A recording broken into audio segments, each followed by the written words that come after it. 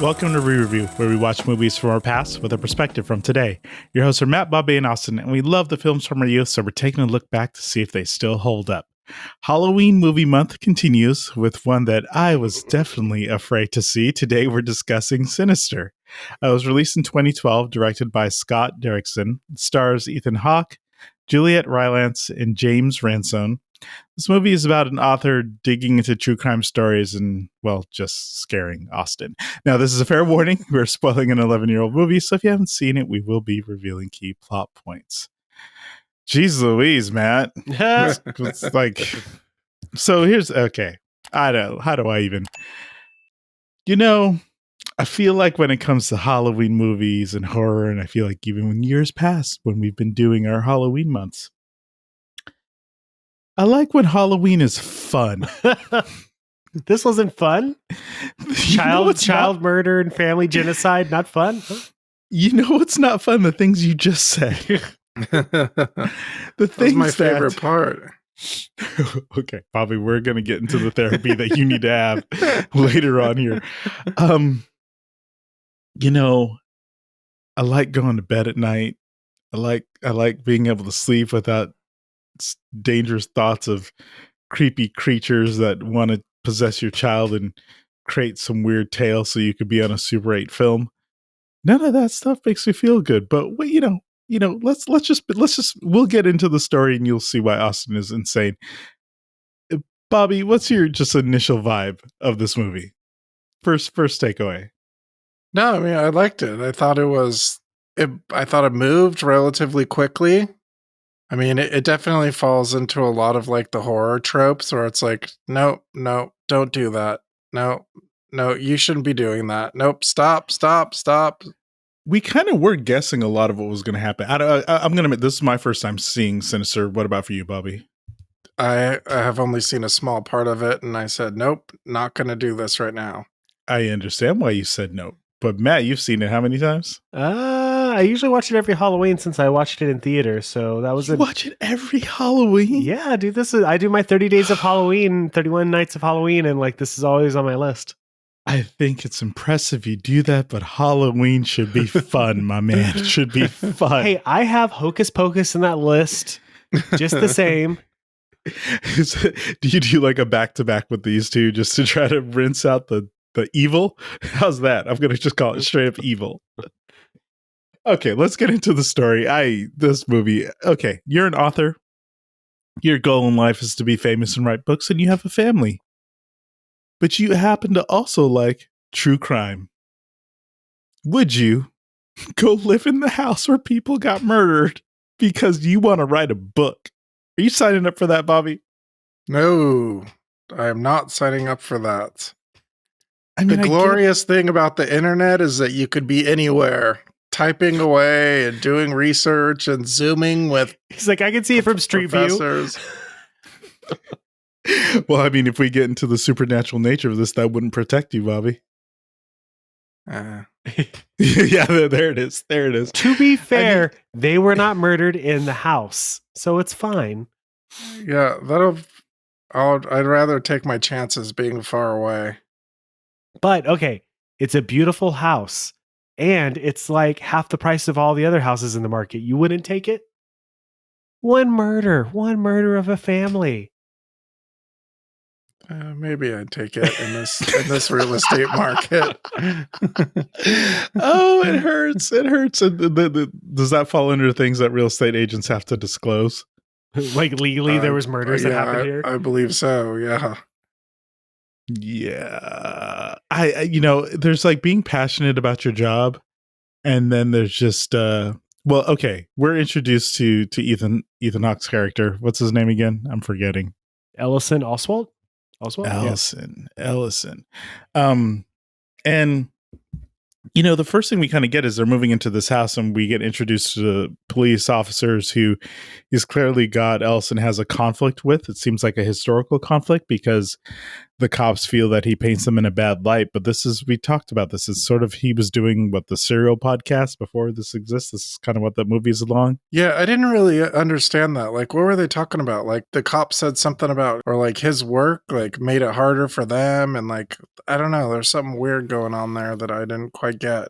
Well, I think it's that his previous books, it sounded like they got someone off, potentially someone who was a murderer.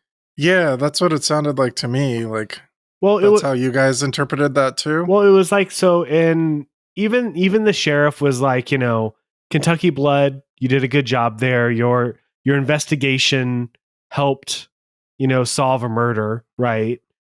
But in his follow-up books or whatever, at least one of them, I don't know if it was both of them, but at least one of them, his theory that he came up with essentially, it sounds like exonerated their prime suspect. And so like, I guess somehow a book author got him out of jail, because I guess that's how criminal justice works. And so I think that as police officers, where, especially being a fan of things like forensic files and true crime in general, or whatever, a lot of police officers, I feel like sometimes are less concerned with what the truth is and just creating closure for the community and for the family. Even the sheriff, right? He was very dismissive during that conversation with Ellison. He was like, it's not so much about justice anymore. It's just about, getting over this, right? And Ellison's like, why would you not want to find out who did this and stop them from doing it again? And he was like, that's not the point anymore. Like, at this point, we just want to get over it. And yeah, we've moved on. Yeah, we need to forget because it's that tragic and horrific, right? So when you think about the dynamic of seeing that and obviously this contention with the cops, and we eventually get introduced to Deputy So-and-so, who we all admit is the best character. That's what we're landing on. But, we have Ellison, his wife Tracy, the kids, and just opening with a lie, right? At the end of the day, because it's why are the cops here? We didn't move 2 houses down from a crime scene, did we? Oh, no, sure we didn't. Not 2 houses down. Just into the house itself. You sound like a wicked witch. That's why he deserved to be murdered with an axe, because he broke the movie moral code. But he didn't lie. He just danced around the truth a little. Wait, which moral code? Oh, you know how the don't lie to your wife? Yeah, you know how the horror movies work. You're supposed to be like a saint, or else if you're like morally ambiguous, you get killed. Wait, I thought you for a saint you get killed too. Maybe, but they're always saved for last, right? That's exactly, they get saved for last.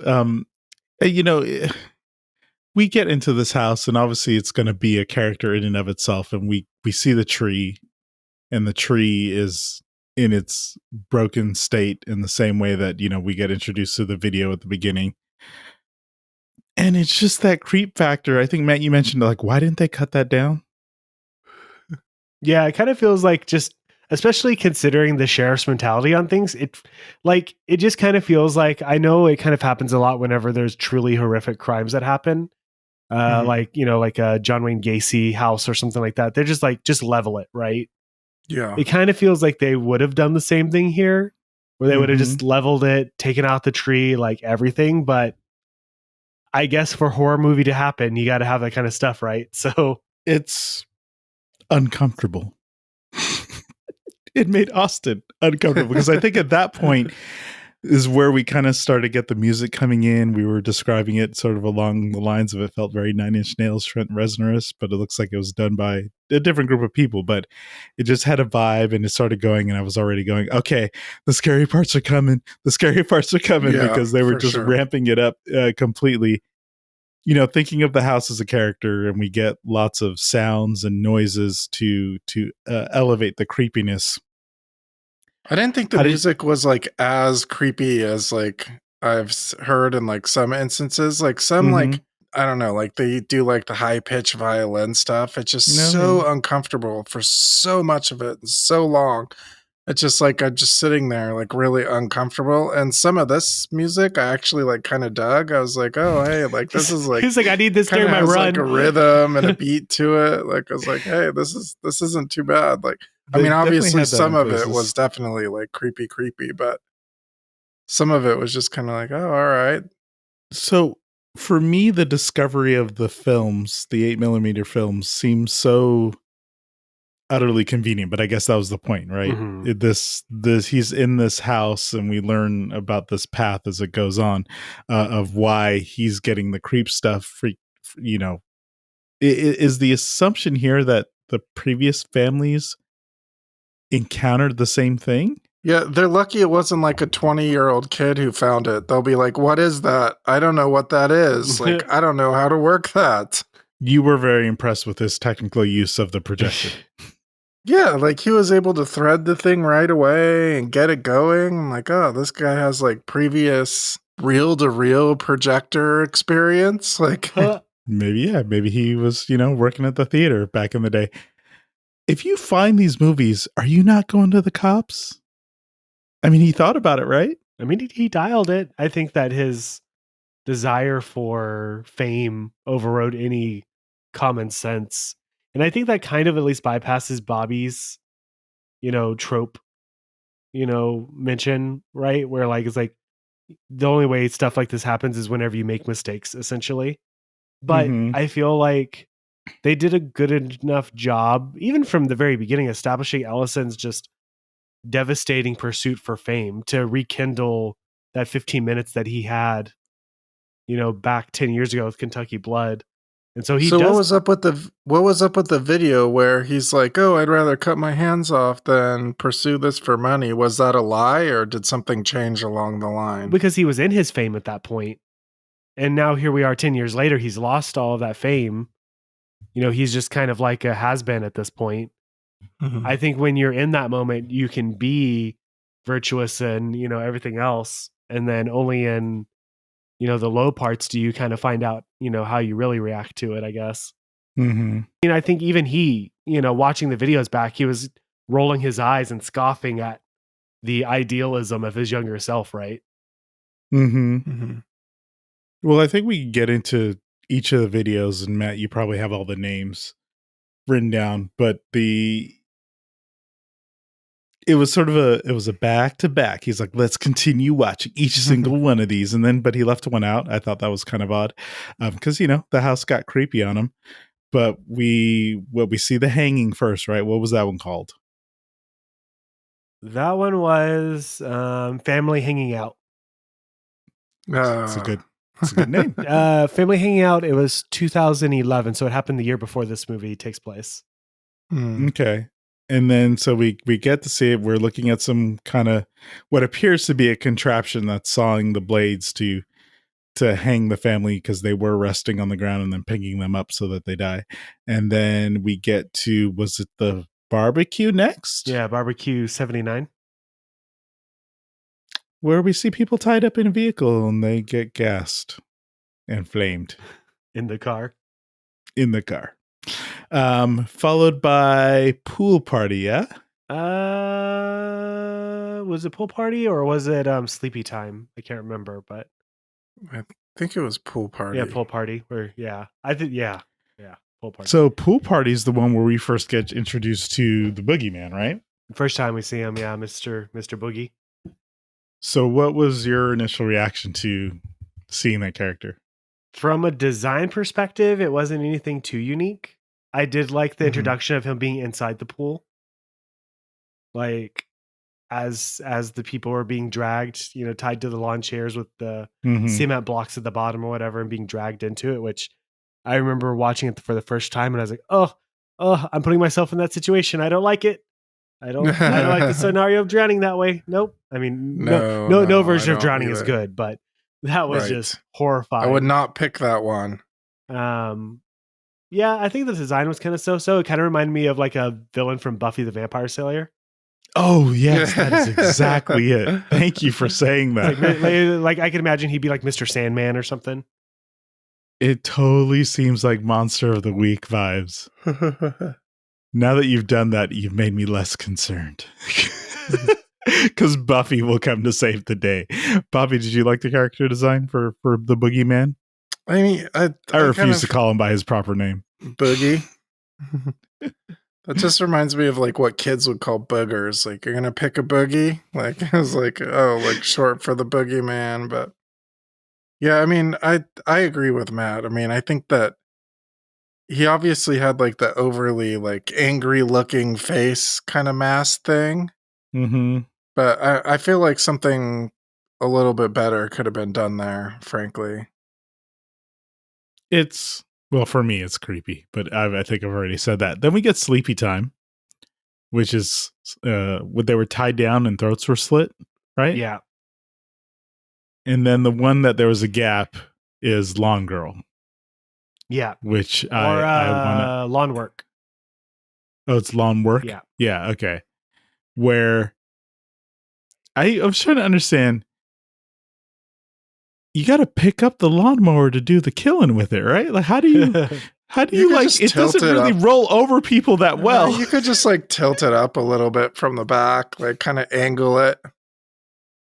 I was just trying to see who thought about this a little bit too much. Well, Bobby. Yeah, no, I'm ready for that. Oh, jeez.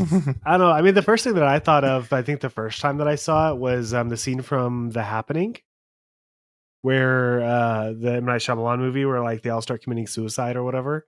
And like the one dude starts up his I don't know what they're called, but it's the type of lawnmowers that have the two handles instead of a steering wheel.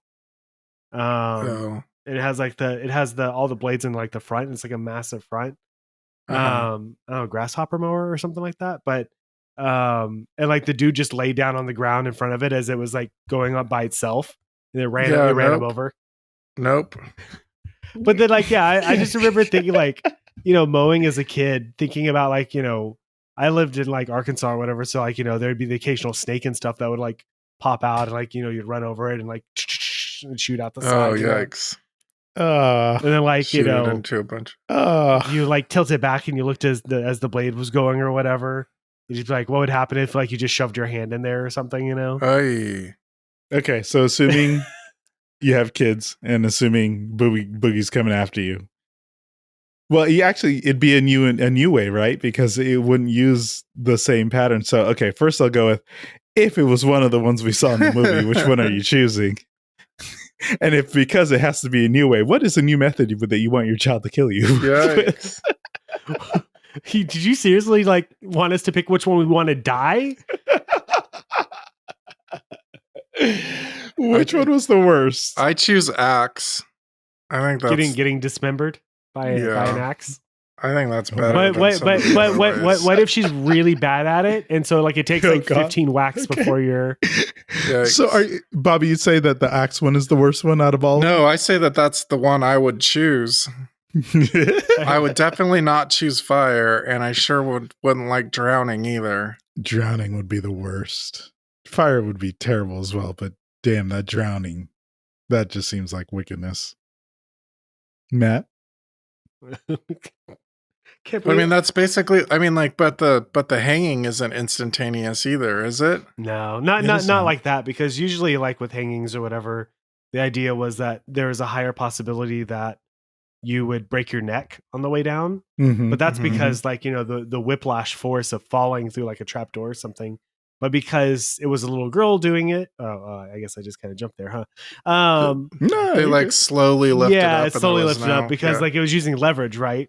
Like Mr. Bagul or whatever was like sitting here using, you know, leverage and mechanical physics and whatnot to pull some of this stuff off. So she had to do calculus. Yeah, I was like, all right. I don't know. I have to assume that would be pretty fast, though. Like, wouldn't you like pass out pretty quick? Maybe. If I wait, which one was your worst, Matt? I mean, the worst was for me was the lawn work one.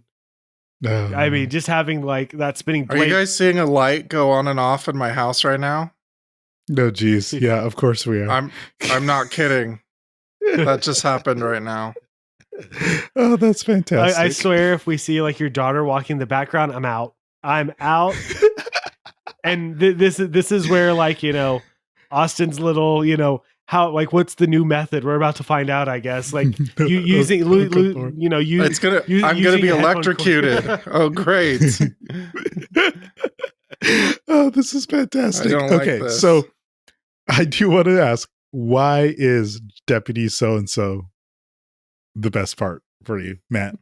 I kind of feel like he's kind of like that character that you put in a movie like this to be kind of like a proxy for the audience. They're the ones who ask the questions that, or will say the stuff that you want to say out loud, right? It's like, like, well, would you live in here? He's like, hell no, I believe all that. I wouldn't spend a night here. It's like, yeah, exactly. So I think that he's the relatable character, right? And he kind of, they try to present him kind of at the beginning as kind of like, maybe not like an idiot, but kind of a lovable idiot a little bit at the A leech almost? Like he's like, get me in your book, please. No, not even. Like it could have definitely kind of gone that route. Because I mean, his very first introduction is he has the book, right? They're sitting out there and he has a book. He wants to get an autograph. They make him kind of put it away. He's a well-informed and well-intended fan, right? And so, I haven't seen the sequel, but knowing that, he's kind of like the lead character in the sequel, trying to kind of stop all this, makes me kind of want to watch it because like I liked what they did with this character here. And him kind of piecing stuff together at the end, I think kind of was a cool little thing they did. It was like, he wasn't an idiot. He wasn't, just like a local, dumb cop or something like that. He actually was kind of a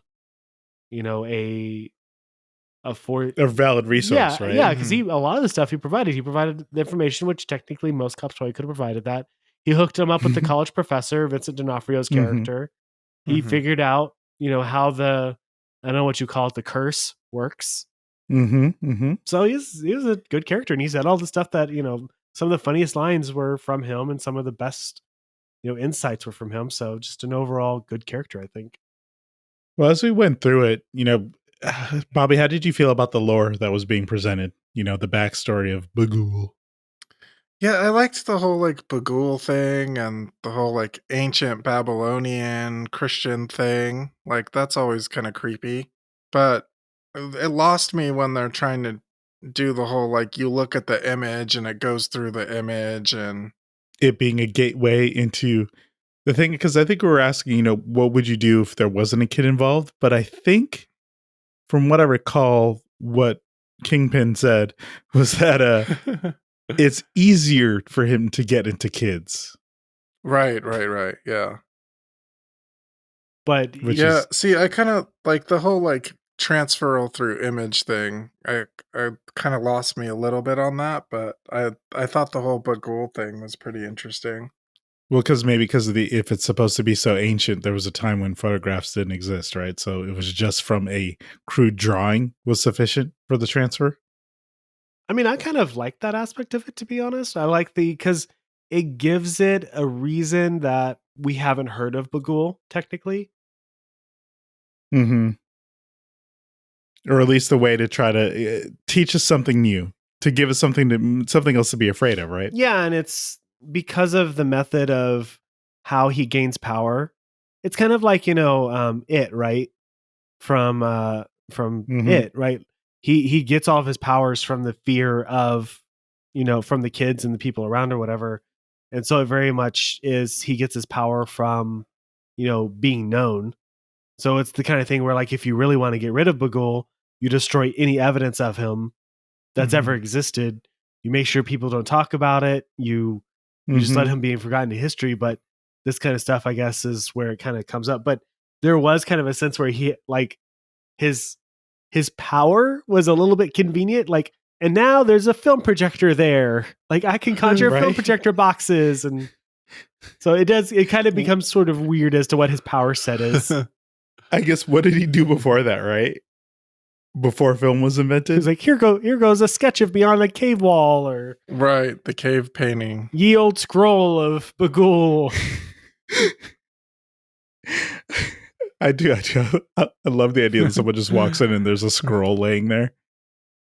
Do not put thine eyes on the scroll. It's like a tablet. Now here we go, man. You just wrote a prequel story about Bagul and Shakespeare. Except that I made it Monty Python. I give thee now 15 commandments against 10 commandments against people. I might enjoy a Monty Python take on this. it's just one of those. I mean, I like that they tried to go in depth with it. Professor Jonas definitely felt very convenient in terms of, he opens up and he's like, wait, you know about all these crimes? Oh, of course I know about all these crimes. I've been studying them forever. Ha ha ha. But I couldn't make any links. Well, but he knew, though. I mean, like we kind of talked about when we were watching, is like he had been consulted by the police because they had found that symbol of Bagul, right? So he had already done research on it, but his mentality was very much, oh, well, this is just, this isn't some Megadeth fans that are trying to be edgy. Mm-hmm. This is got to be somebody who actually knows their stuff, because again, the information on Bagul is very hard to find because they had to get rid of it all in order for him to not, kill people. Though it does begs the question, like, how did it all start? Like, literally, do you is it literally a track back? Like, if you keep going family to family, that's interesting. Yeah. Like, does it go back to ancient Babylonian times to somebody's in their house with a scroll? And that's why it's weird, because you talk about its power set and you talk about bringing out like a film camera, but in the scope of things, it's just a creature that's trying to survive, and it doesn't even survive off of the killings of the family. It's surviving off of the kid it takes. Are you trying to like soften up Bagul, where it's like sharks aren't evil, they're just creatures trying to survive?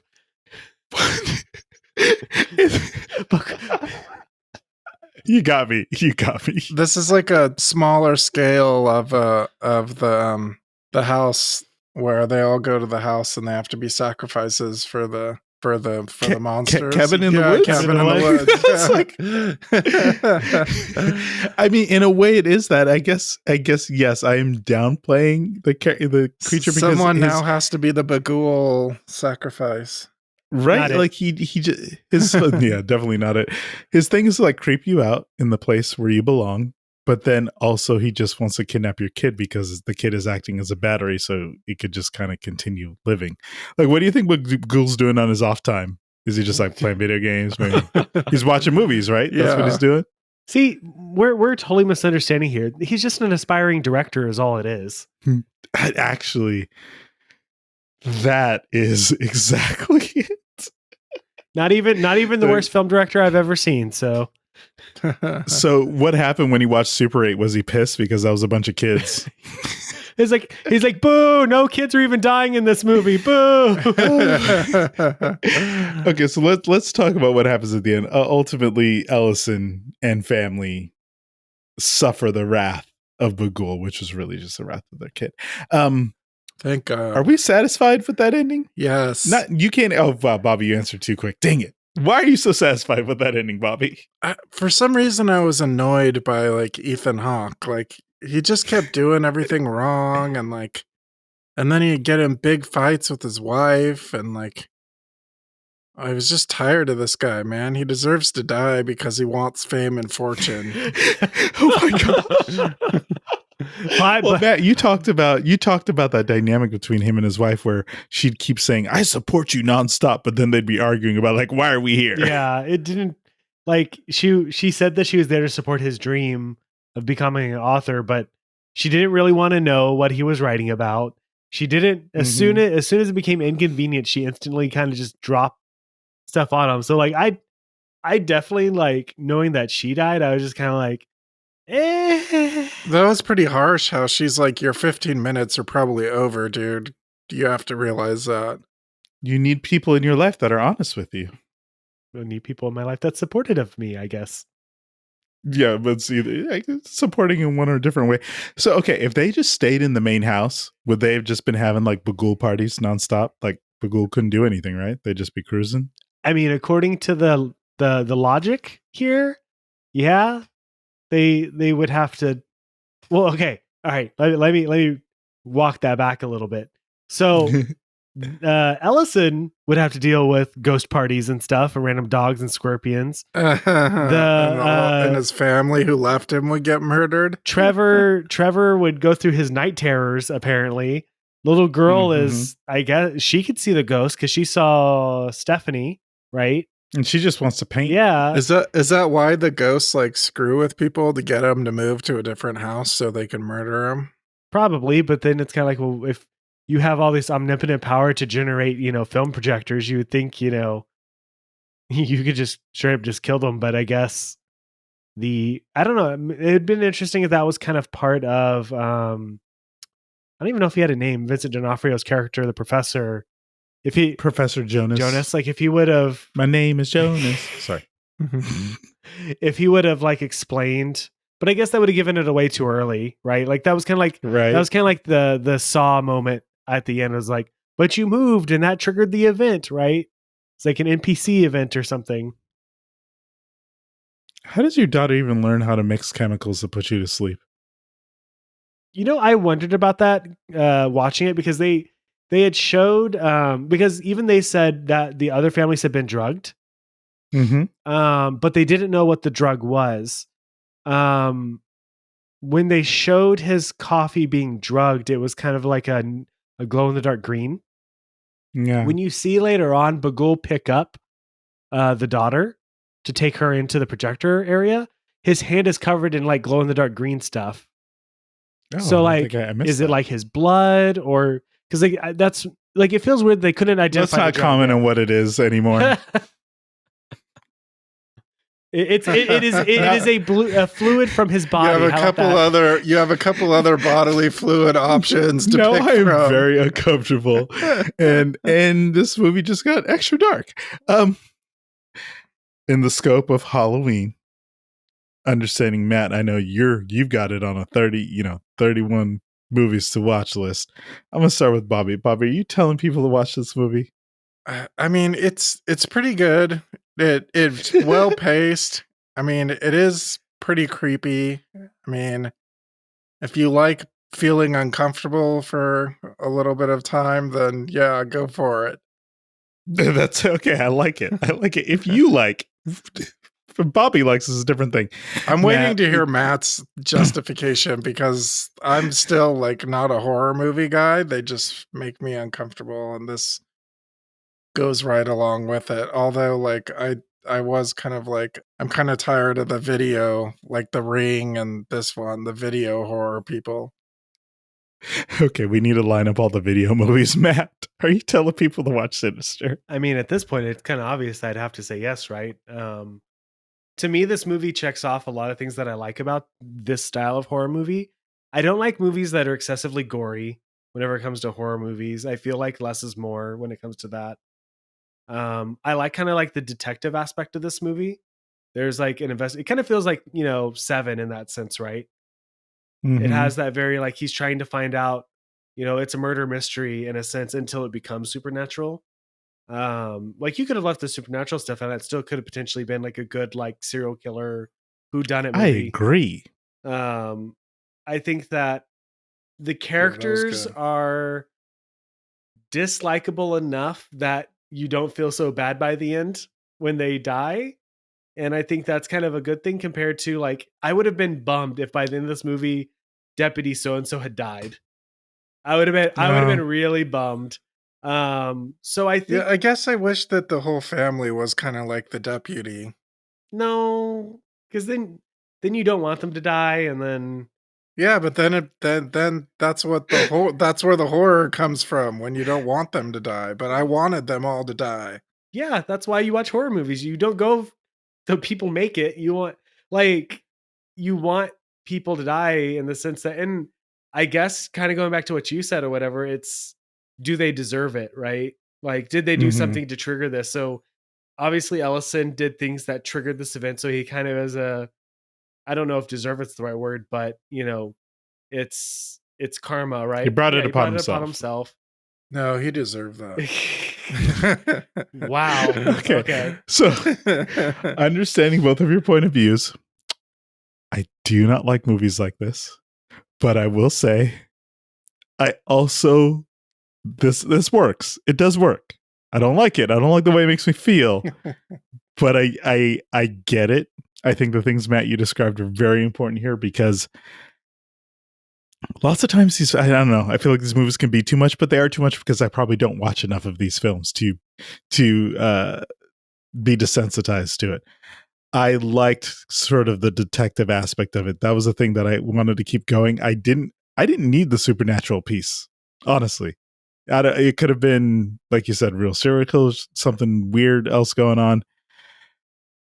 I think it's a definite watch. If you like movies like this, yes, it obviously is. I think even if you don't, push yourself to the limit. Take a little challenge. Maybe everything shouldn't be hocus pocus. Get a little dangerous with your movie watching and feel uncomfortable. Maybe do it when the sun is out and you have lots of light around you, so you can't get spooked by things that make noise in the dark. Anyways, as always, thank you for listening, and remember, I like that you made the movies longer. They're better this way.